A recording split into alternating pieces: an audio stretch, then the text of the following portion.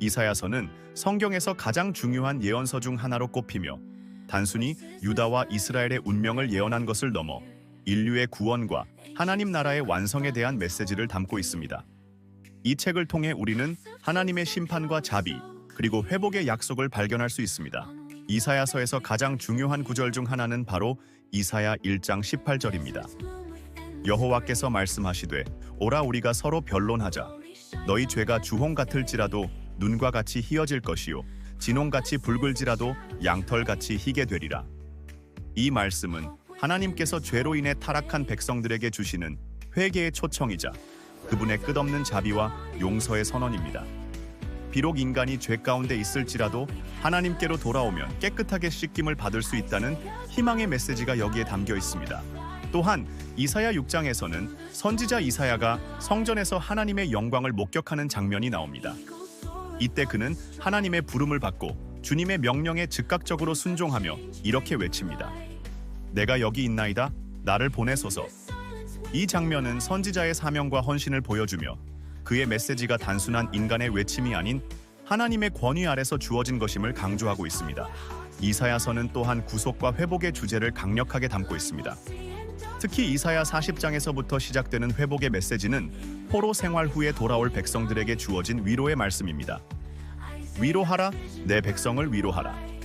하나님의 사랑은 그들의 죄로 인한 징계를 끝내고 다시금 그들을 회복시키는 데 있습니다.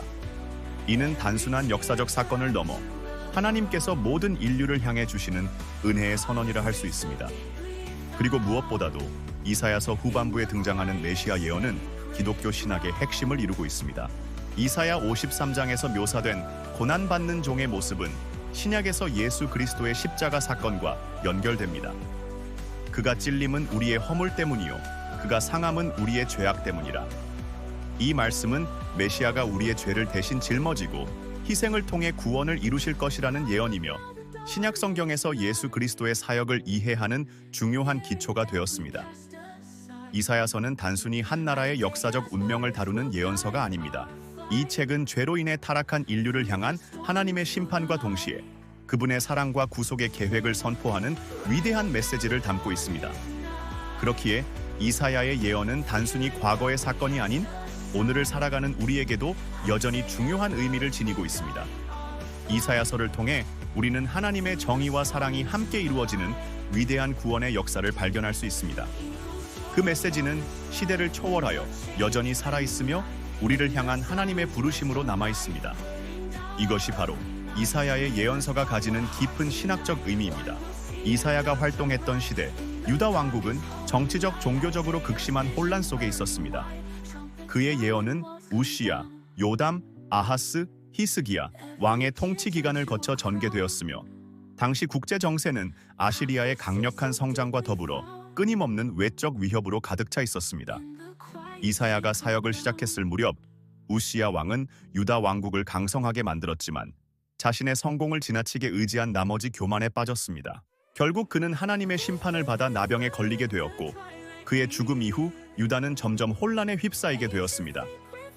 이어서 왕위를 계승한 아하스 왕은 하나님을 의지하기보다 아시리아와 동맹을 맺으려 했고 이는 유다의 독립성을 크게 위협하는 결과를 초래하였습니다. 그의 치세 동안 우상 숭배가 만연하였으며 백성들은 하나님께서 주신 율법을 등지고 세상의 힘을 의지하는 길을 택하고 말았습니다. 이러한 상황 속에서 이사야는 하나님의 뜻을 선포하며 유다 왕과 귀족들에게 경고하였습니다. 그는 이사야 30장에서 유다가 하나님을 의지하지 않고 아시리아와 애굽 사이에서 흔들리는 모습을 질타하며 인간의 힘을 의지하는 것이 결국 유다의 멸망을 초래할 것임을 경고하였습니다. 그러나 그의 예언은 백성들에게 받아들여지지 않았고 오히려 무시당하기 일쑤였습니다. 그러나 히스기야 왕이 즉위하면서 상황은 달라졌습니다. 히스기야는 하나님을 경외하며 종교 개혁을 단행하였고 이사야는 그를 통해 유다의 영적 회복이 이루어질 것을 예언하였습니다. 그러나 히스기야도 실수를 범하게 됩니다. 그는 바벨론 대사들에게 예루살렘의 보물들을 보여주었고 이 사건은 훗날 바벨론이 유다를 침략하는 중요한 계기가 되었습니다. 이사야는 이 일로 인해 유다가 결국 바벨론에 의해 멸망할 것을 예언하였습니다. 그러나 그의 예언은 단순히 심판에 대한 경고로 끝나지 않았습니다. 그는 하나님의 회복의 약속을 전하며 언젠가 유다 백성이 다시 돌아오고 하나님의 은혜 아래서 새롭게 시작할 것임을 선포하였습니다. 이사야의 시대는 혼란과 위기의 연속이었습니다. 그러나 그 속에서도 그는 하나님의 말씀을 굳게 붙들었고 결국 유다 백성이 나아가야 할 방향을 제시하는 하나님의 선지자로서의 사명을 다하였습니다. 이것이 바로 이사야의 역사적 배경이며 그의 예언이 단순한 과거의 이야기가 아니라 오늘날에도 깊은 교훈을 주는 이유입니다. 이사야의 메시아 예언은 기독교 신학에서 중심적인 위치를 차지합니다. 그는 단순히 유다 왕국의 미래를 예언한 것이 아니라 인류 전체를 위한 구원의 약속을 선포하였습니다. 그의 예언 속에서 메시아는 강력한 정복자가 아니라 고난받는 종으로 등장하였습니다. 이사야 7장 14절에서 보라 처녀가 잉태하여 아들을 낳을 것이며 그의 이름을 임마누엘이라 하리라 라고 기록된 말씀은 장차 태어날 메시아가 하나님께서 보내신 구원자임을 나타냅니다.